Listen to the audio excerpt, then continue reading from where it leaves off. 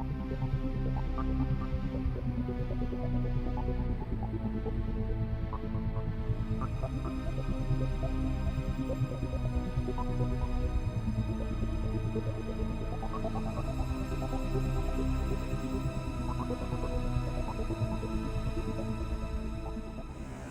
guys and gals, it's your buddy Drew from Living History's Mysteries and Three-Eyed Raven Productions.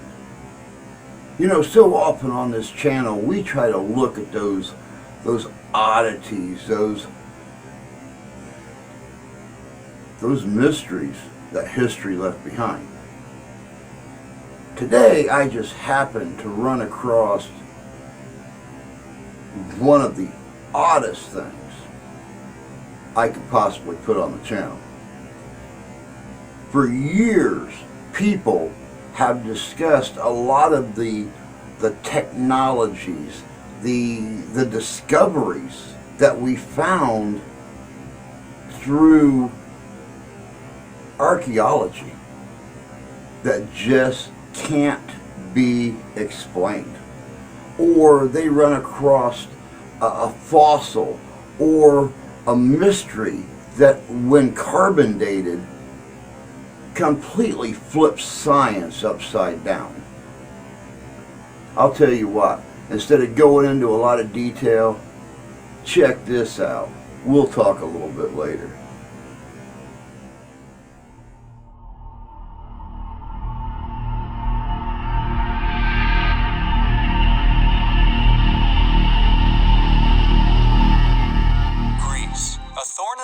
Of many an academic for centuries, with unexplainable architecture and finds that simply lack explanation. There exists, however, a far deeper reason for this persisting annoyance: the competing recordings of finds made far before any funded paradigm had arisen, by people in positions of specialist authorities, documentation of remains of human inhabitation supporting our many videos' subject matters. These finds dated within the Pliocene era of at least some 2 to 5 million years ago. As mentioned in The Forbidden Archaeologist by Michael Cremo, quote, "Today, scientists say that the oldest evidence for human presence in Greece can be found at the Petrolona site, where human bones and artifacts attributed to archaic Homo sapiens go back to between 200,000 and 500,000 years ago. But taking the role of the Egyptian priest, I might say to these modern Solons that the history of a human presence in Greece goes much further back than they might imagine." The Greek scientist who reported the Petrolona discovery, A.N. Polianos, announced further discoveries far more ancient than Petrolona man. The Anthropology Museum of Perdiccas gave the following information. In 1977, Isaac Pandelides, the owner of a sandpit not far from the village of Perdiccas, chanced upon the remains of a large animal. He informed the Greek Anthropological Society, and the excavations were directed by the anthropologist Eris Polianos, who brought to light the skeleton of a mammoth approximately 3 million years old. Though the entire skeleton was found, the bones were in disarray and had evidently been killed, butchered, and consumed by humans. End quote. This timeline flies in the face of modern evolutionary chronology, and, if accepted as it should, coming from legitimate sources who documented said finds correctly, the timeline of man should rightly be pushed back to an unknown origin, and we strongly feel more effort should be put into this investigative direction. The mammoth, along with Cremo's effortless correlation of the facts, is a gem of proof and a continued glimmer of hope that if such finds continue to surface, modern paradigms will slowly shift to a more critically established realization of not only our history, but of our existence itself. It was a find, and indeed is a journey, which we find highly compelling. When people visit the southeastern Anatolian province of Mardin, this gem of lost antiquity quietly sits, often overlooked, and when one begins to investigate said site, they are often left with more questions than answers. For why does such an astonishing ruin go largely unnoticed? Why is it not more largely discussed within archaeological circles? Could it be due to the fact, as one with any level of knowledge regarding lost civilizations, and the proof therein latches eyes upon the site, they instantly recognize its characteristics synonymous with these studies, matching other, yet rather interestingly, accidentally revealed ruins from around the world? The style of, and the decision to bore the dwellings from solid stone, reminiscent of many unexplained ruins, such as the underground city of Derinkuyu, a particularly interesting site when indeed discovered entirely by accident, one which to this day remains heavily debated, and to some, highly controversial. This site, known as Dara, is exhibiting geological processes which are now, unfortunately, beginning to erode it back into the landscape. The construction technique, however, still testament to its original builder's abilities and indeed its possible age. Yet this does not answer the question as to why this ruin goes largely untalked of, largely unstudied and overlooked. For parallel to the erosion argument exhibiting its true age, it can also be used as an advocate for its official dating within the Byzantine era. The lack of surviving ruins will often be used as a way to dismiss such claims of antiquity due to a lack of evidence. Thus, we wanted to dig a little deeper to see if, via visual evidence, we could confirm that there is indeed reason to suspect that the site could possibly generate controversy for those who originally dated the site. This to confirm our initial suspicions. Still, surviving tool marks present upon the stones match that of other controversially dated sites. How can a ruin apparently dating from the Bronze Age exhibit such long cut marks or finishes across the stone? Like that of the ancient pyramids, how could copper tools have accomplished such feats within Dara, Giza, and the other sites around the world?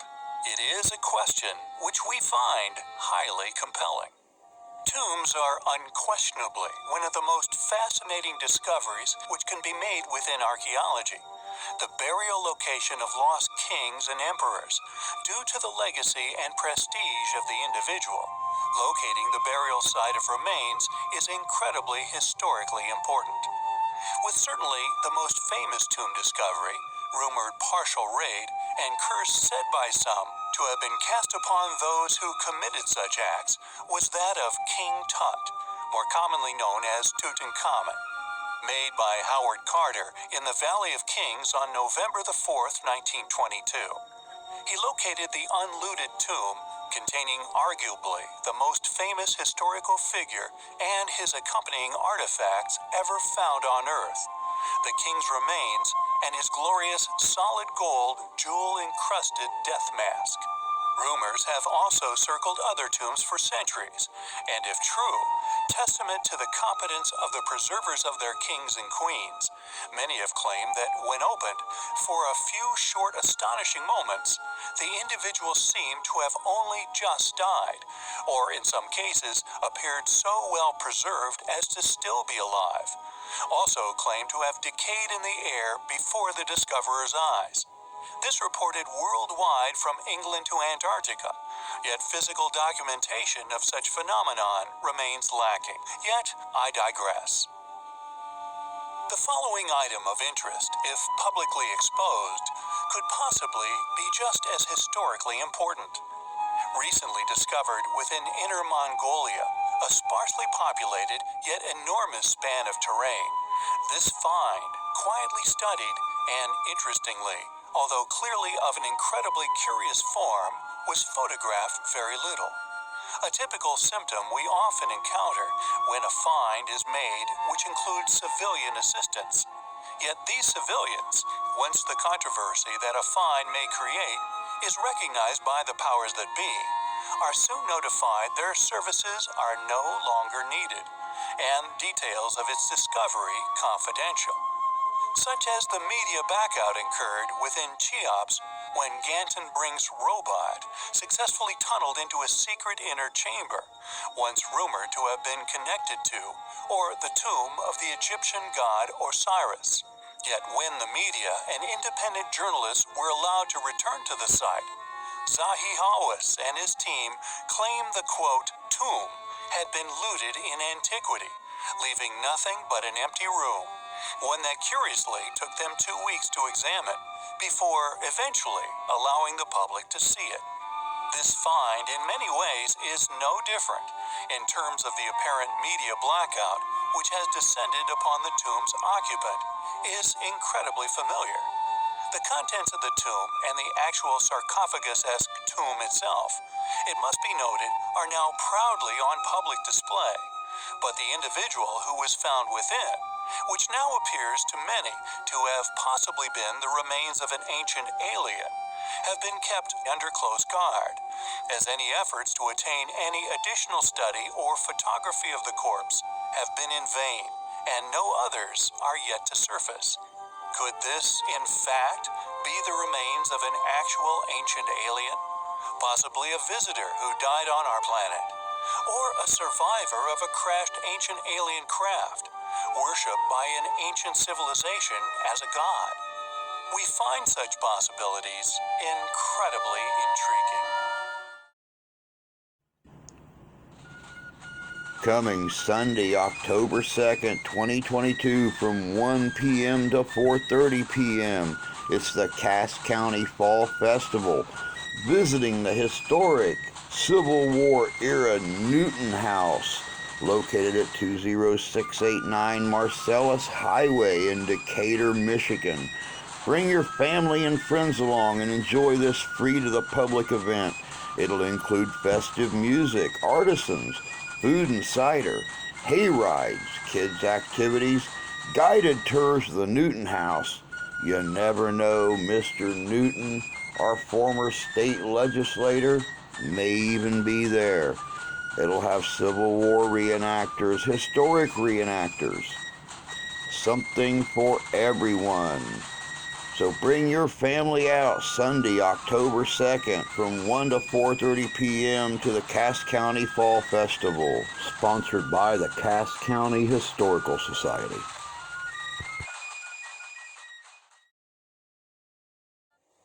It is now an undeniable reality that our planet's climate is changing. The pollution we as a species are creating atmospherically and environmentally is undeniable. And although many are oblivious to this effect, or sadly they simply don't care, there are countless others who are passionately invested in cultivation, salvaging, and repairing the damaged parts of our planet's habitats. Iceland, in particular, is taking on the climate shift in their country by using a method left by a lost civilization. Having minimal scattered and declining forest habitats in the country, top horticultural specialists are now seemingly mimicking a technique which, thanks to heavy historical research, is a method rediscovered for its origins being Peru, possibly during the polygonal era. And then the climate changes.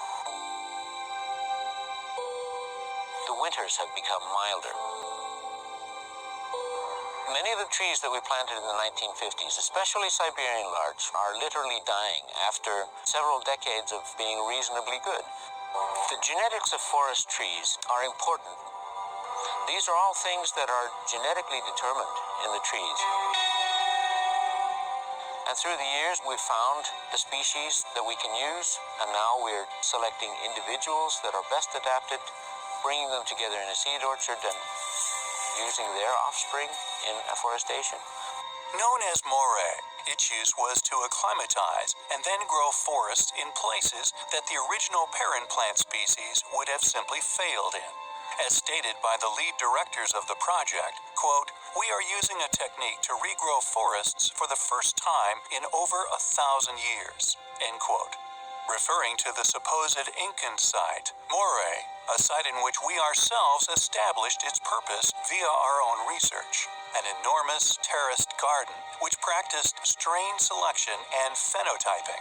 It consisted of growing out many plants, selecting plants with highest vigor, thus better established for said environment, raising their altitude with every selected generation, until, eventually, they could grow sea-level herbs, fruits, trees, and all other types of plants high above the clouds.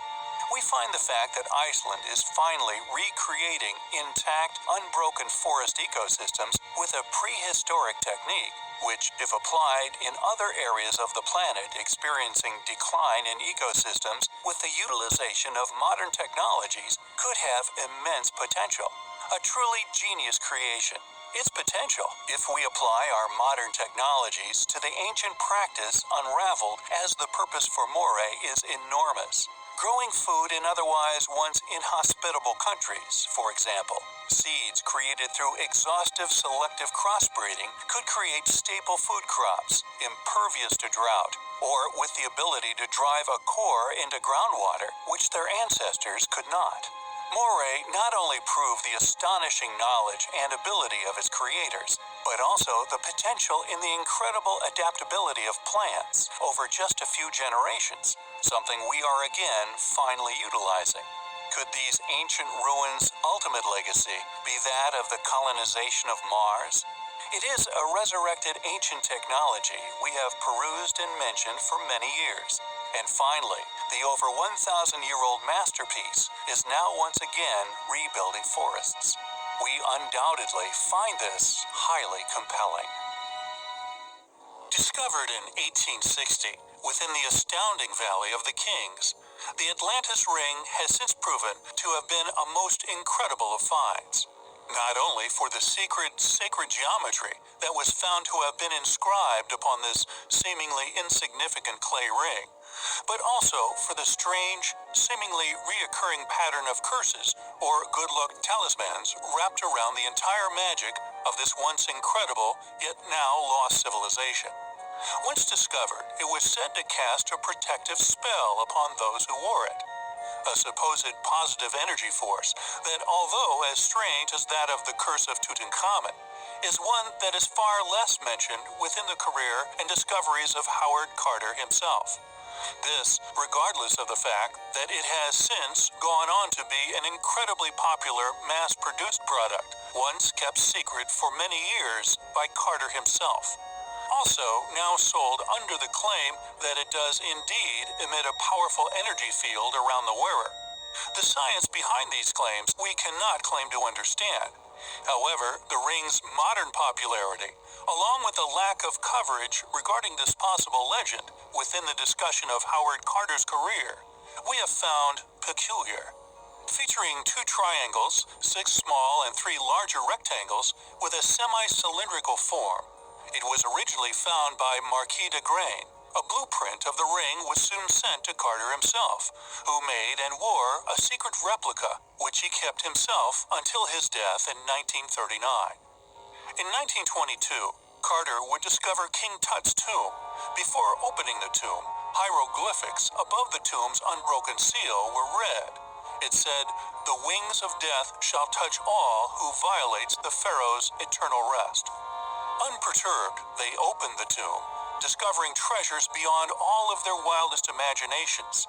Yet, as warned, all who were involved in this discovery eventually met curious fates, with just Carter himself left, the one person who was undeniably the most guilty party in the entire excavation. He would not die until 17 years later, at the reasonably young age of 66.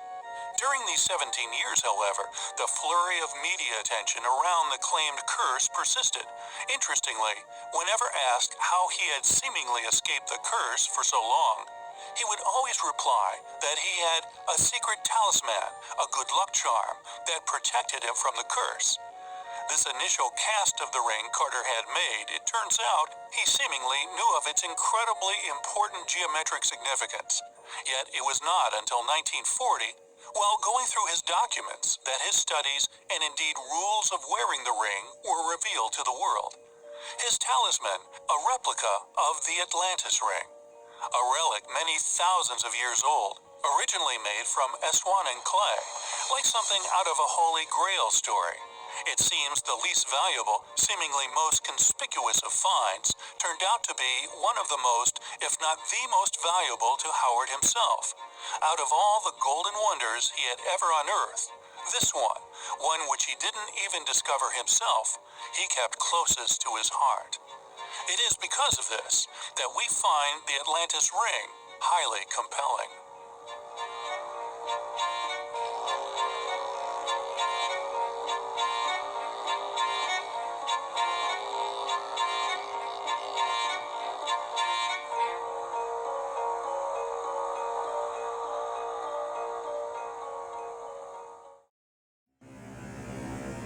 Welcome back. Like I said, it's odd when these discoveries occur because, well, in a sense, if history, science, and academia ever agreed, it would completely flip history upside down. When did humans actually start walking on this planet? When did they start using tools? When did they develop the technology that is so far-fetched for their time period that when discovered today baffles everyone in every field? Just never going to know. History has a way of leaving those mysteries behind to boggle us at times, I think. Is it intentional? God only knows. Is it forgotten? Well, needless to say, a lot of things have to be forgotten. It's the only thing that makes sense. But that's all I got for you guys today. If you would please, take care of yourselves. Take care of each other. God bless you. God love you. We do. It's time to forget.